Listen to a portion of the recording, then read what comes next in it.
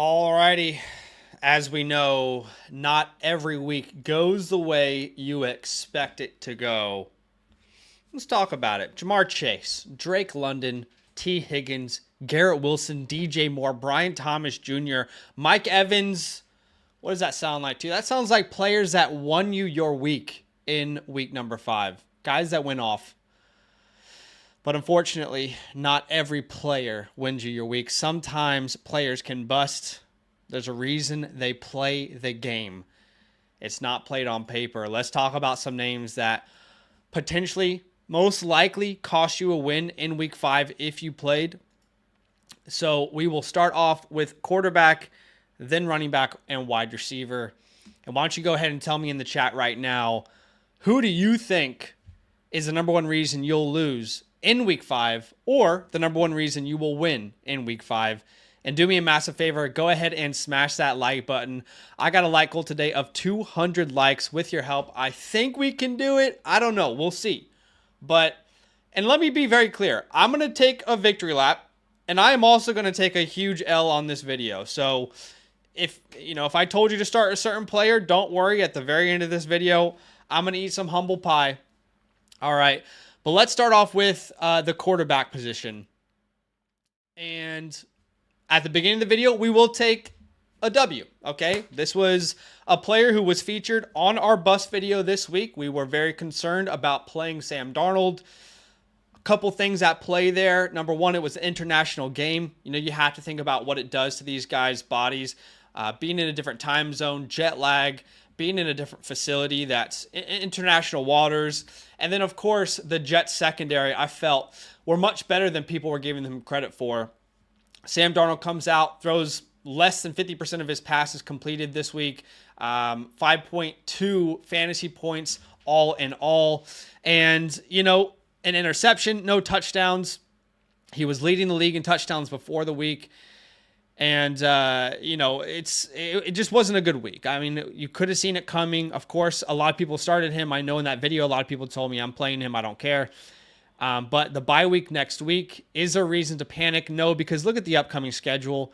Detroit, a team you can throw on very easily. Los Angeles Rams, a team that you can throw on very easily. The Indianapolis Colts, a team that you can throw on very easily. The Jacksonville Jaguars, a team you can throw on very easily. So all 4 of these names right here are plus matchups. So after the bye week, there is literally no reason to panic on a name like Sam Darnold. So if you have him out there, hopefully you started a different name like we suggested.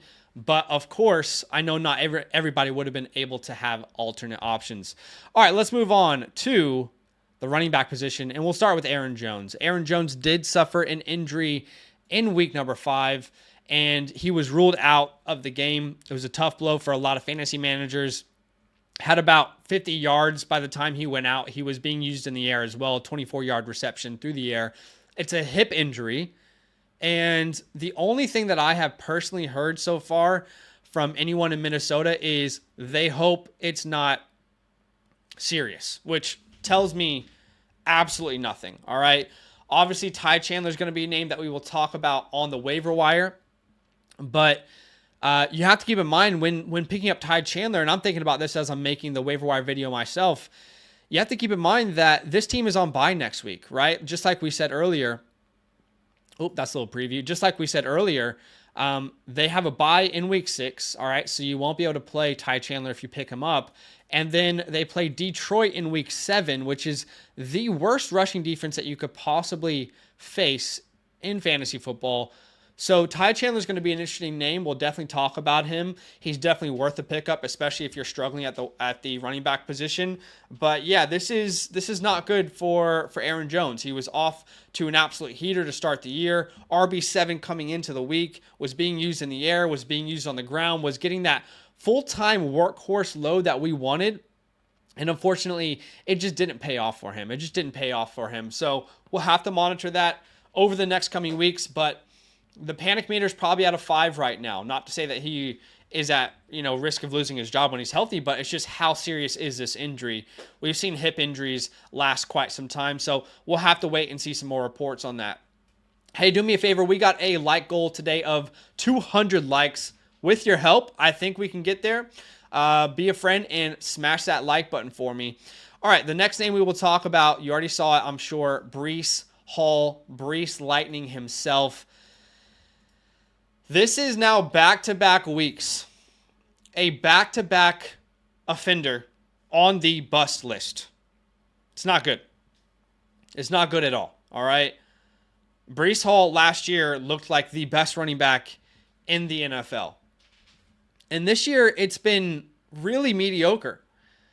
We'll talk about this game, but there's a combination of factors going on here. I mean, Braylon Allen is outplaying Breece Hall. Let's start there. Braylon Allen is outplaying Breece Hall, okay? And you got to get this guy on the field. I know you don't want to see him on the field if you're a Breece Hall owner, but he's just playing better right now. He's playing better football at this very moment.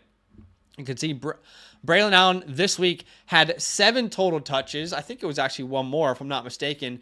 And Breece Hall with the 13 touches. If we come here and look at the distribution of snaps, you can see Breece Hall was out there for a majority of the time. Okay, 53 out of 72 snaps. We're talking 73% of the snaps. He was consistently out there for this team, but they couldn't really establish the run at any point at all throughout this entire game. And that, unfortunately, really, really hurt Breece Hall. It hurt his ability to be a fantasy-relevant name. And unfortunately, if you look at the touches each and every week, it's getting closer and closer between these two names. Yes, Breece Hall is still playing a higher percentage of the snaps, but unfortunately, we're seeing Braylon Allen and his role continually grow. So it was 7 touches to 13 this week. I mean, we can go back to the previous weeks. 15 touches last week. Braylon Allen had 9. The week before that, Breece Hall had 21 touches. Braylon Allen had 14. So the reality is Braylon Allen is not going away. He's not going away. He's going to be a part of this offense for the foreseeable future. Here's the silver lining if you own Breece Hall. The silver lining is that matchup versus Buffalo. That's a very, very good matchup. We've seen a lot of running backs being able to put up big-time points against this defense. So if there is any bounce-back week, it will be next week versus Buffalo for Breece Hall. But like we said previously on last week's stream, it is time to adjust expectations for a name like Breece Hall. Clearly not worth a first-round pick. Clearly was not worth drafting over names like Justin Jefferson, Amon-Ra St. Brown, Jamar Chase. But is still a name that you can play moving forward. In this specific game, the game script was unfortunately the reason why he was just really bad, and they really just couldn't use him at any point. And it sucks that they didn't use him in the air, because that's typically what saved him in negative game scripts, specifically going back to last year. But let's lower expectations. I mean, if I'm thinking about Breece Hall, he's like a fringe top 12 name rest of season. And I don't think that's crazy to say. If anyone's telling you he's a top 3 name rest of season and he has to be ranked top 3, respectfully, I just don't agree. So like I said, not panicking, but we're definitely adjusting expectations. All right, let's talk about Devon Achane. Devon Achane leaves the game pretty much immediately here in week 5 versus New England. And it's a damn shame, because he probably was going to be on track for a really good game. I mean, if you look at Jalen Wright this week, Jalen Wright had 86 yards. He averaged over 6.6 yards per carry. And then we also had Raheem Mostert with 80 yards, averaging over 4 yards per carry. So this backfield was very efficient, very useful. Again, you can see Raheem Mostert back from injury, 80 yards, 4.2 yards per clip. Jalen Wright, 86 yards, 6.6 yards per clip. So the team was efficient. They were rushing the ball effectively. They couldn't do a damn thing outside of that. But unfortunately, Devon Achane averaged 6 yards per clip, only had 3 attempts, and then was out with the injury. Now, similar to the Aaron Jones situation, if you own Devon Achane, look, it technically could be a lot worse. Why do I say that? Because in week 6, he has a bye. So it's not like you were going to play him next week anyway, right? Right, Achane owners? Think about it for a second. You know what I mean? Like, worst case scenario would have been, all right, I don't have Achane now. I'm dealing with a bunch of buys and injuries, and he's not going to play next week. Well, it doesn't matter. You weren't going to have him anyway. So the panic level on a name like Devon Achane, in my humble opinion, should be very low. He's now going to have 2 full weeks to come back from this concussion. What I will say, though, is it was a pretty nasty concussion. I don't know how many of you guys saw that. That was pretty nasty. That was not like a light concussion where you were like, oh, did he really get injured? No, it was a rough concussion. I mean, we have to be honest with ourselves, even if you own Achane. So look, the panic level should be around like a 3 out of 10. We're not seriously panicking on a name like Achane, right? I mean, he's not really going to be that good of a player until Tua's back anyway. And you have the, I guess, fortunate timing that it's happened right as they're going into a bye week. Hey guys, do me a favor, hit that like button on today's stream. I got a like goal of 200 likes. We're already halfway there. You guys are absolutely incredible. If everyone were just to hit the like button right now, I think we could do it. We got the numbers. I appreciate you guys for being here. But let's have a look at our next name, which is Jerome Ford. Why is Jerome Ford on this list? All right. So Jerome Ford comes out this week. Pretty efficient, but it was mostly in garbage time. I watched this entire game. He has 5.2 yards per carry. You're like, okay, from the outside looking in, that's not bad. Why are we worried about Nick Chubb? I mean, 5.2 yards per carry, that's nothing to laugh at. Well, I said Nick Chubb. That's obviously a little foreshadowing. The reason we're concerned is because of Nick Chubb. He will be back here at some point. Is it next week? Probably not. Is it week 7 versus Cincinnati? That seems to be the most likely timeline. But the reality is, if you own Jerome Ford, there's a clicking time bomb, and almost everybody knows it, right? And that's not to say, like, look, that's not to say when Nick Chubb is back, he's getting all the work and Jerome Ford is irrelevant. But it is definitely to say that when Nick Chubb is back, Jerome Ford is splitting work at minimum, and he becomes a name that you can't start already on a pretty bad offense. So, look, if you own Jerome Ford in any leagues, now is the time to be packaging him in any sort of 2-for-1 deals, 3-for-1 deals where you get the one on whatever you can do, right? You're packaging, for example, JSN and Jerome Ford, and you're going to try and go get a DJ Moore. Just as an example, right, to a team who's RB needy. Find the RB needy team in your league. Try and package Jerome Ford in any sort of trade because it's not going to get better. The offense isn't good. Nick Chubb is coming back. This is a full 10 out of 10 panic if you own Jerome Ford. I mean, this was probably the last week that you felt like, oh, I can definitely start him. I can start Jerome Ford. Well, it's about over. Sun's going down, big guy. Sun's going down. All right, let's also talk about Zach Moss. And honestly, to a lesser extent, it's kind of a similar situation with Zach Moss, guys. This is a twofer, okay? Number one, Zach Moss did sustain an injury during this game. I don't know if you guys were able to see that, but he did sustain an injury, and he was able to come back into the game. However, we don't know if that's just purely based off of adrenaline. You know, we have seen this before. For example, Joe Mixon gets a high ankle sprain. What was that, 3 weeks ago now? 2 weeks ago, I can't remember, but he comes into the game and, you know, he finishes that game out, but ultimately he has to be held out. Zach Moss, the injury looked pretty nasty. It didn't look good. He did come back into the game, but there's two things at play here. Number one is the injury, which we have to be concerned about. And number two is the fact that the trends from last week where Chase Brown was starting to eat into this workload is getting larger and larger. Chase Brown is becoming inevitable at this point, right? I mean, if we have a look at the snap distributions here in week number 5, we can see here that Zach Moss has 45 snaps out of 67, Chase Brown is only out there 22 out of 67 snaps, but which is about 33%. But the way they utilize these guys, it's the first time that we have seen Chase Brown out-touch Zach Moss this season. Chase Brown with 15 opportunities and Zach Moss with 13 opportunities. So this is the first time we have seen these trends over the last couple weeks. Remember last week, Chase Brown had his highest ever snap percentage, rushing attempt share for this team. And then this week is the first week where pretty much ever Chase Brown has led this team in touches. And this is a trend that is probably going to continue, especially when you consider that Chase Brown just looks good.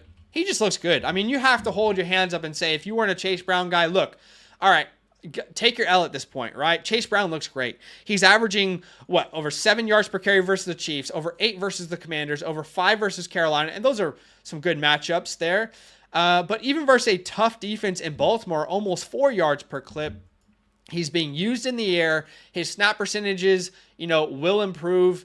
And now that Zach Moss sustains an injury, I mean, it could be is the key word there, wheels up for a name like Chase Brown. So if I own Zach Moss and people weren't paying attention in my leagues, just like Jerome Ford, I'd be trying to package him in a 2-for-1 deal to try and upgrade anywhere, right? I'd package my wide receiver 3 with Zach Moss and try and upgrade somewhere. I'd package my tight end with Zach Moss and try and get an elite one. I'd package my RB1 if it's, not a top 12 name and try and go get, a big name. So really right now, you got to be utilizing Zach Moss in any sort of trades that you can, because it really feels like it's Chase Brown's job soon.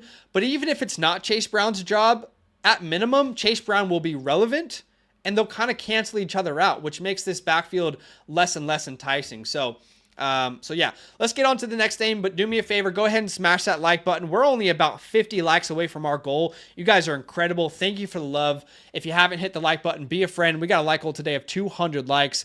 I will take my L here in a second, all right? I'll take some humble pie. Next name we'll talk about is Tank Dell. All right, so Tank Dell, man, I don't know what else,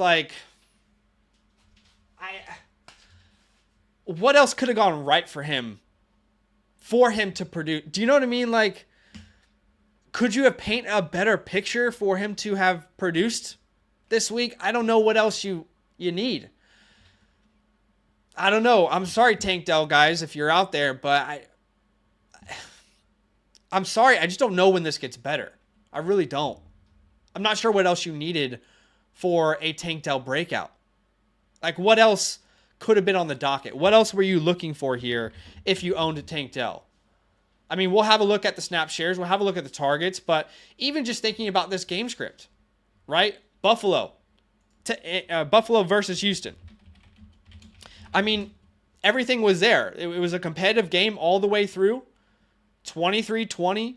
Neither side was, really blowing out the other side, at least when it really mattered. So let's dive in a little bit. All right, first things first, we'll look at snap share. So you can see here, Tank Dell gets out-snapped by Xavier Hutchinson, which is funny. If you know on the Dynasty channel, I actually loved Xavier Hutchinson come out of Iowa State. But what the hell? How? What are we doing? Why is Xavier Hutchinson on the field more than Tank Dell? I mean, I guess the thought was Nico Collins goes down and now Tank Dell slides right in there in 2 wide receiver sets. That's not at all what happened. It wasn't even close. That wasn't at all what they ended up doing. I mean, if you actually look at snap percentages here, you can see Tank Dell still plays about 67% of the snaps. The conversation this entire offseason has been, well, now you've got Nico, now you've got Diggs. If one of those guys goes down, Tank Dell is a must start every week. I mean, under 70% of the snaps, only 4 targets. In a game without Nico Collins for pretty much most of the game, he has an 11% target share. I don't know, Tank Dell guys. If you're a Tank Dell guy, tell me what you're waiting for. Genuinely. What are you waiting for? What's going to be the cork that pops open Tank Dell's season?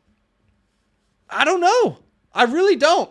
I mean, to me, this is real. This is a real panic. It is. This is like 7 out of 10. This is 7 out of 10. I just don't know how you're not panicking over Tank Dell. I mean, look, we'll probably play him next week. Next week he plays the Patriots, and there will probably be no Nico Collins. I hate to break it to you guys, but if you own Nico Collins and he left this game with a hamstring injury, very unlikely he plays next week. He might be out multiple weeks. If you have Nico Collins, I would not expect to have him for the next 2 to 3 weeks. I'm not a doctor, but I'm trying to be realistic with you, okay? But man, with Tank Dell, are you panicking? Let me know. Tell me in the comment section right now. Are you panicking about Tank Dell? Say, I'm panicking, or no, you're overreacting, Zach. What else could have gone right for him? And he still doesn't produce. He still doesn't get a high percentage of the targets. 11% target share in a competitive game? with no Nico Collins? I don't know. I mean, I'm not sure. I'm not sure what else to say. All right, the next thing we will talk about is Diontae Johnson. So here's what I will say about Diontae Johnson as someone who started him in the Flock League, as someone who started him pretty much wherever I had him. I mean, I really viewed him as like a top 15 play this week. I think we really undersold how good the Bears secondary is. Just being quite honest with you guys, I really do think we completely undersold how good that Bears secondary is. I mean, you saw Chuba Hubbard doing his thing, right? I mean, we saw that pretty much the entire game. Chuba Hubbard was able to get what he wanted. But the Bears, I think, gave up like the 13th fewest points. They were almost a middle-of-the-pack matchup. But that's because their offense was really never keeping them on the field. But there's two things at play here. Number one, it was a bad matchup. All right, we missed on that, right? We should have thought about the matchup a little bit more. But number two, Bryce Young played in this game. Oh, boy. Oh, boy. That scares me so much. If you own Diontae Johnson and you're not scared watching Bryce Young get out there, I know it was garbage time. I know. But it can't happen. Please. Because Diontae is a must start next week. He is. All right? But if Bryce Young is playing, I'm not sure you can start him anymore. He goes from like a top 20 play to a top 45 play, maybe. We have no evidence that we can rely on Bryce Young this season. So, what's my panic level? It's like a 5. But if I knew Bryce Young was a starter next week, it would be a 10. It'd be a 10 out of 10. So, you can look to shop Diontae Johnson if you want. My concern is ultimately, even with Andy Dalton, they're not going to win many games. And eventually this coaching staff is probably going to say, why don't we just play Bryce Young? Why don't we just put him in there? I mean, shouldn't we continue to let him develop? And that is just a situation I really ideally do not want to be a part of. What do you guys think? Are you panicking? Because I certainly am. But like I said, this week alone, I feel like the matchup is just what held him back. Hey, do me a favor, hit that like button. We got a like goal of 200. We're so close. We're only 13 likes away now, which is incredible. I appreciate you guys hanging out with me. All right, the next thing we will talk about here is Dontayvion Wicks. Mama said there'd be days like this. All right? Mama said there'd be days like this. I am 100% confident there will be people out there who will blame me for their loss in fantasy football this week. That's okay. All right? I'll hold my hands up. I started Dontayvion Wicks in my leagues. I just felt like there were so many good reasons to start him. I love the matchup versus the Rams. Romeo Doubs not playing in the game. You know, we've seen Dontayvion Wicks be really good without Christian Watson last year. But it just didn't come together. It just didn't come together the way that we wanted it to. Not at all. I mean, there was multiple things at play here. Number one, the Rams, like technically they were in this game, but there wasn't really a point where the Packers needed to throw the ball. Tucker Kraft had an absolute day. So really most of the second half, the Packers didn't really need to throw the ball, unfortunately. Okay. That was one thing. I did expect the Rams to be more competitive, especially considering 2 weeks ago they beat the 49ers 27-24. I thought, okay, they beat a great team in the 49ers. Surely they can make this a competitive game. Second half, it just wasn't working. Now, there's other factors at play here. Number one is Wicks' play itself, okay? Wicks did not play well. He had multiple drops. They were bad drops. And I think everyone is going to put the blame on Wicks, but I also feel like Jordan Love is to blame here as well. I really do. I mean, there was a couple out routes where Wicks was wide open. He created separation, and the ball wasn't there. It was an inaccurate pass. If you guys remember, in the fourth quarter, Wicks beat his man down the field, right side of the field. He had his man in stride. If the ball was just in stride with him, that's a touchdown, baby. And we're not even talking about this, all right? But unfortunately, Jordan Love short hands the ball. It becomes a contested catch instead of Wicks in stride catching that for a touchdown. And it leads to Dontavian Wicks, multiple factors. Like we said, the Rams couldn't keep up with it. Dontavian Wicks didn't play well. And Jordan Love, there were times, if you're honest with yourself, Jordan Love didn't have the best accuracy towards him either. So it was a combination of multiple things. But, hey, Mama said there'd be days like this. We don't have a 100% hit rate. I'm sorry if you started Dontavian Wicks. I certainly told a lot of people to start him this week. I started him personally in a lot of leagues. And sometimes when you take an L, you got to stand up and say, hey, we made the wrong call, okay? So that's it. We made the wrong call. I'm sorry. And it is what it is. Now, the question is, are you panicked about Wicks moving forward? And call me biased, but no, I actually think Wicks is still a strong hold. In fact, I'm probably in my league where I have so many injuries and so many buys coming up, I'm probably still considering putting him out there as a play even next week, because next week he gets to play the Arizona Cardinals. All right, you can see this on the schedule here. Week 6, Arizona. That's definitely a matchup where we want to target our wide receivers. I mean, we just saw Brandon Ayuk get back, to form this week versus the Arizona Cardinals. So, yes, not a good game from him. He didn't play well. The matchup wasn't there like we thought and hoped it would be. And Jordan Love definitely missed him a couple times. But am I dropping him? No, absolutely not. Am I playing him next week? I think he's a top 35 to 40 play next week. I really do. All right, call me biased. I'm sitting here telling you I was wrong, but definitely a name that we're still playing next week. So what's the panic level? I mean, 4 out of 10, 5 out of 10. It's certainly not what you wanted, but there's certainly signs to suggest that he can be good moving forward, right? I mean, just last week he was great.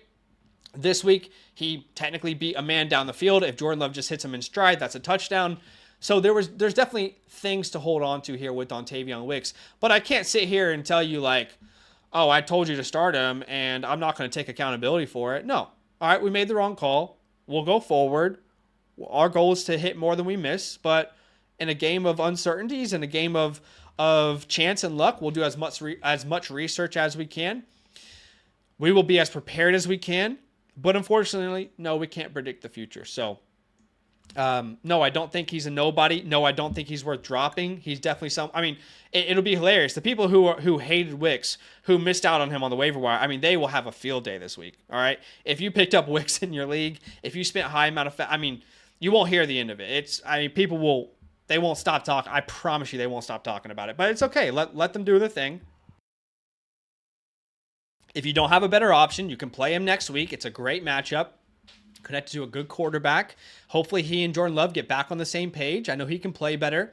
And we'll move on from there. Okay. So yeah, not ideal, but there's a fly on me. How long was that fly on me? Okay. That is, by the way, that is so weird. A certain thing about Australia, by the way, we'll end the stream here soon. Y'all know we're in Sydney, Australia. But the flies here are different, man. The flies have like this mob mentality. They're not afraid of anybody. I mean, they'll hang on you and you're like, move. And they're just staying there like, no, bitch, I'm here. Anyway. But look, yeah, like I said, I'll take my L on Dontavian Wicks. I still think he's a playable name. There were a lot of reasons, in my opinion, to play him. Didn't work out. But, hey, we'll take the L. We'll move on. And we'll be better next week. I appreciate you guys for being here with me. Do me a favor. Go ahead and smash that like button to show some love. Feel pretty good about our hot take of the week. Like I said, I'll take my L. But we feel pretty good about our hot take of the week, which, if you guys weren't aware, that was Brian Thomas Jr. All right. Hot take of the week. Brian Thomas Jr. What did I say? We predicted 100 receiving yards, 17 PPR points, and he obviously came through. He had a game. So shout out to Brian Thomas. I actually feel pretty good about that video, all things said, but obviously Wicks did not hit. All right. I appreciate you guys. Do me a favor, smash that like button. We did hit 200. You guys are incredible. Let's see how many we can hit as the stream ends. And we'll see you guys here very, very soon. All love. Hey, good luck tonight on Sunday Night Football.